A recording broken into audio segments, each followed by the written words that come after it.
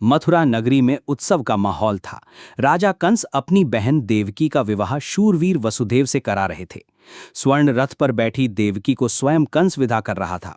तभी आकाश में गर्जना हुई और एक गूंजती हुई दिव्य आवाज ने भविष्यवाणी की कि हे कंस, जिस बहन को तू विदा कर रहा है उसी की 8वीं संतान तेरे विनाश का कारण बनेगी।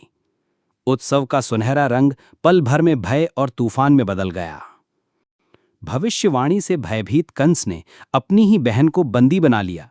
प्राचीन कारागार की अंधेरी कोठरी, लौ की झिलमिलाहट और लोहे की जंजीरों में जकड़े देवकी वसुदेव और पीछे खड़ा निर्दयी कंस, हाथ में तलवार थामे। खुशियों का महल अब बन चुका था पीड़ा का कारागार। समय बीतता गया और देवकी की कोख से उत्पन्न हुई 7 संतानें, लेकिन कंस की क्रूरता से कोई न बच सकी। फिर आया वो शुभ क्षण।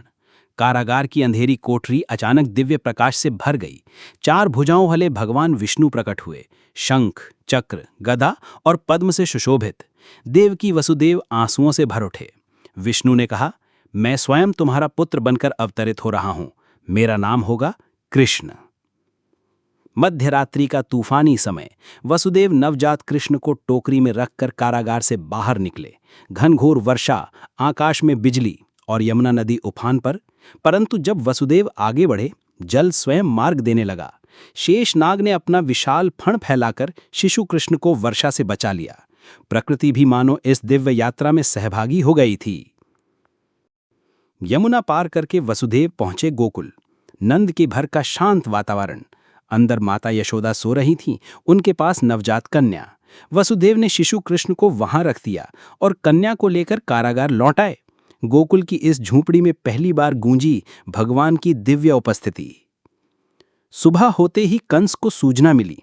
वो क्रोध से पागल होकर कारागार में पहुंचा। उसने नवजात कन्या को पकड़कर पत्थर पर पटकने का प्रयास किया, परंतु क्षण भर में कन्या रूपांतरित हो गई। भयानक और दिव्य रूप में अनेक भुजाओं वाली देवी प्रकट हुईं, तेजस्वी आभा से युक्त। देवी ने कहा, मूर्ख कंस, तेरा अंत निकट है। वह जन्म ले चुका है जो तुझे मार डालेगा। कंस भय से कांप उठा। इधर गोकुल में चांदनी रात, चारों ओर शांति। गायें रंभा रही हैं, मोर नृत्य कर रहे हैं।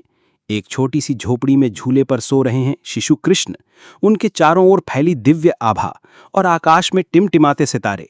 दुनिया को नहीं पता था कि यही नन्हा बालक आगे चलकर होगा युगों युगों का आधार, धर्म का रक्षक, भगवान श्री कृष्ण।